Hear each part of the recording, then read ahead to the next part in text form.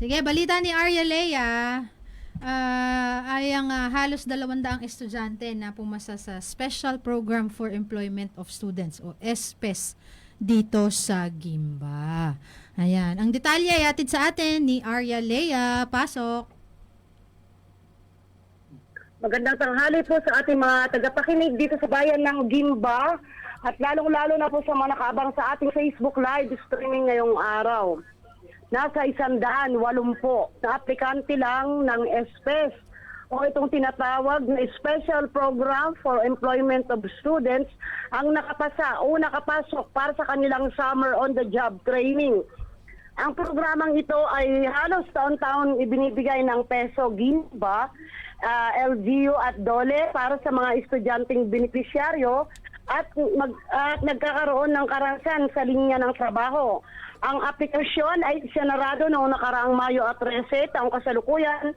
Sinundan ito ng qualifying exams ng Mayo 15 at inilabas ang resulta ng Mayo 17 at nito nga lamang Mayo 27 ay naganap ang pre-employment seminar on labor education at contract signing na ginawa sa Umari Gym.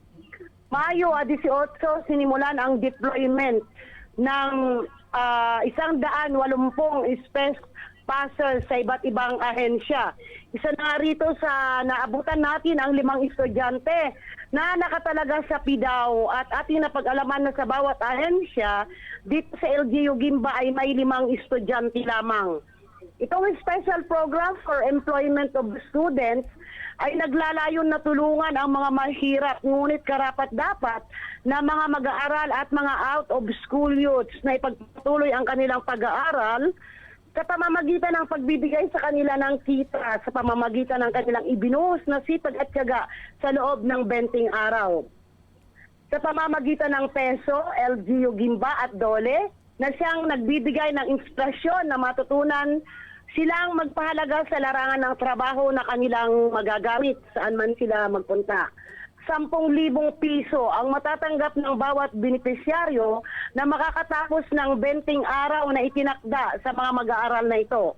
Sa pakikipag-usap natin ngayong araw ng Huwebes kay Miss Larilyn Pantaleon Leobrera sa tanggapan ng PIDAW, may 5 estudyante ang kanyang mababahaginan ng kakayahan at pagtitiyaga sa trabaho.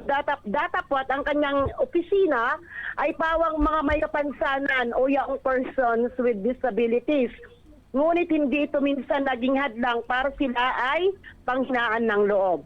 So ito po ang inyong Arya Lea para sa Balitang Lokal ng radyo nating Gimba 105.3 FM. Tuloy-tuloy sa pagbabalita at serbisyo. Sama-sama tayo, Pilipino. Natanong mo ba, Arya Lea, kung yung tatanggapin nila kaya namang pumasok yan na mga SPES, yung mga estudyante, ay magkaroon din sila ng ng income, di ba? Income Opo. na magagamit nila sa kanilang pagpapatuloy ng pag-aaral. Kaya natanong mo kung kailan nila matatanggap yon? Yes, natanong natin kanina sa isang estudyante doon sa PIDAW, yung estudyante ng OLSCO. Ito daw ay matatanggap nila pagkatapos ng 20 araw na ipinasok nila kasamang G.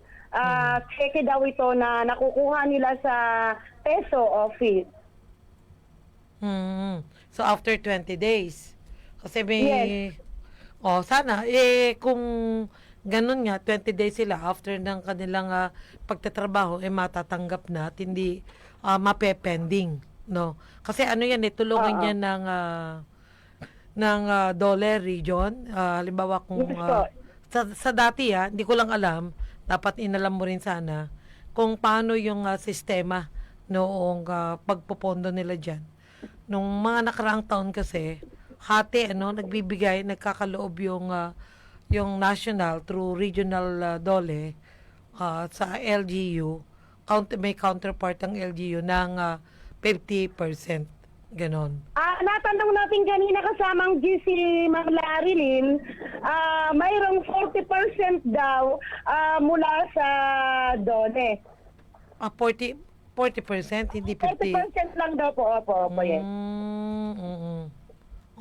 No, kasi nagkakaroon ng problema yung pagkuha na So natapos na yung 20 days, tapos na-delay yung ibinibigay na compensation sa mga space. Pero may natanong akong isang estudyante, siya ay nakakuha nung nakaraan kasamang 10,000 talaga yung 10,000 talaga yung cash na nakuha niya.